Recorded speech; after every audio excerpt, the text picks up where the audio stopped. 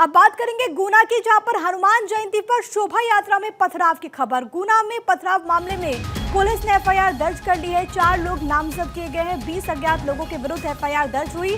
मस्जिद के सामने डीजे बजाने को लेकर के दरअसल झड़प हुई थी। ये तस्वीरें मैं आपको लगातार दिखा रहे। दरअसल कल हनुमान जयंती का मौका था और इसी दौरान यहाँ पर शोभा यात्रा निकाली गई थी।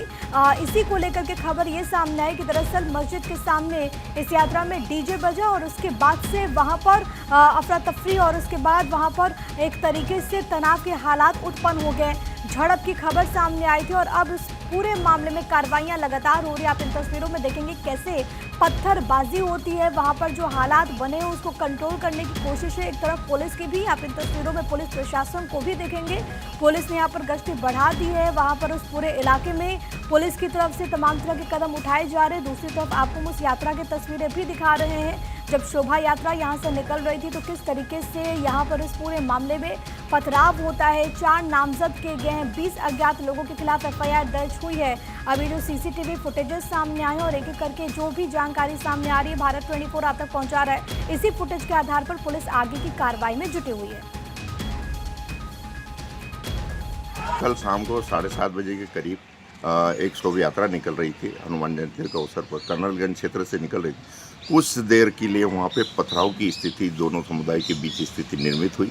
तत्काल हम पुलिस अधीक्षक महोदय के निर्देश पर टेकरी सरकार पे हम ड्यूटी में लगे हुए थे। वहाँ से हम दल बल के साथ आए और पूरी भीड़ को हमने काबू में किया, नियंत्रण में कर लिया।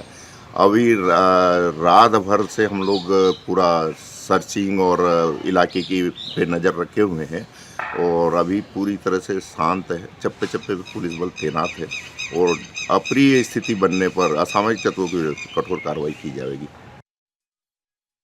हमारे साथ हमारे सहयोगी इस वक्त कनेक्टेड है तमाम जानकारी के साथ। हमें सबसे पहले ये बताइए कि फिलहाल वहां पर ताज़ा हालात क्या हैं?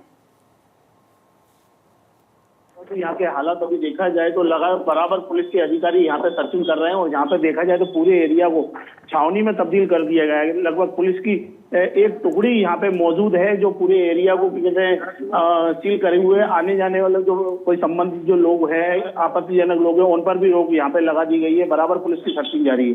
जी, अभी तक इस पूरे मामले में क्या कार्रवाई हुई है? 6 नामजद 20 अज्ञात लोगों के खिलाफ एफआईआर भी दर्ज हुई है। क्या कोई अरेस्टिंग अभी तक? नहीं, अभी तक फिलहाल अगर देखा जाए तो कोई गिरफ्तारी नहीं हुई है। अभी नामजद और उनके रिपोर्ट तो हो गई है लेकिन अभी तक कोई गिरफ्तारी संभव नहीं हो पाई है। लेकिन इस पूरे मामले को लेकर के अभी तक क्या खबर है? क्योंकि हमने देखा कि शोभा यात्रा निकल रही थी। क्या शोभा यात्रा को अनुमति थी इस रास्ते से होकर के गुजरने की? क्योंकि जब भी यात्रा इससे निकलती है तो बाकायदा पूरे रूट को लेकर के प्रशासन को जानकारी दी जाती है। ये भी बात सामने आई कि मस्जिद के सामने डीजे बजाएगा और इसके बाद इस तरीके से वहां पर बवाल हुआ।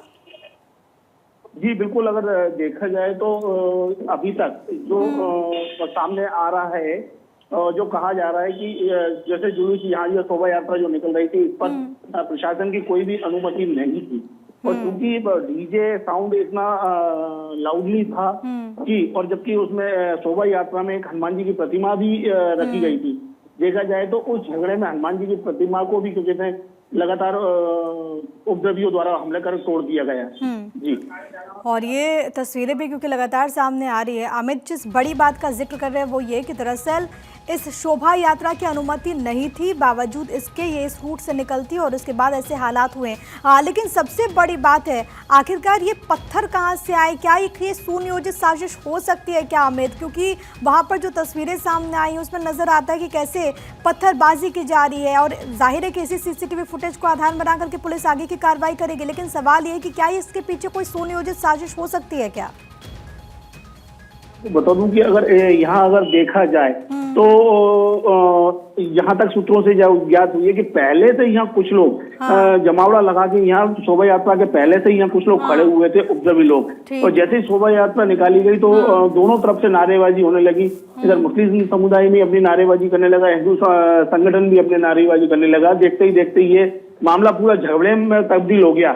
और पथराव की अगर बात करें तो पथराव घरों में से पथराव किए गए, मस्जिद के अंदर से पथराव किए गए। तो जहाँ तक अगर स्वाभाविक है तो बिल्कुल देखा जा सकता है कि ये कहीं ना कहीं सुनियोजित पूरा प्लान था, प्री प्लानिंग ये थी पूरी शोभा यात्रा को रोकने के लिए। और पुलिस क्या कार्रवाई करती है वो देखना होगा। फिलहाल के लिए अमित बहुत शुक्रिया आपका तमाम बातचीत और जानकारी हम तक पहुंचाने के लिए। तो 6 नामजद 20 अज्ञात लोगों के खिलाफ FIR दर्ज हो चुकी है। तमाम पहलू हैं जिस पर इन्वेस्टिगेशन होगी। अव्वल तो ये कि शोभा यात्रा की अनुमति नहीं थी, दूसरा सवाल ये है कि आखिरकार पत्थरों को यहाँ पर कैसे एकत्रित किया गया। अमित जिस बात का जिक्र करते कि पहले से लोग यहाँ पर मौजूद थे, इन लोगों को चिन्हित करके आगे की कार्रवाई होगी।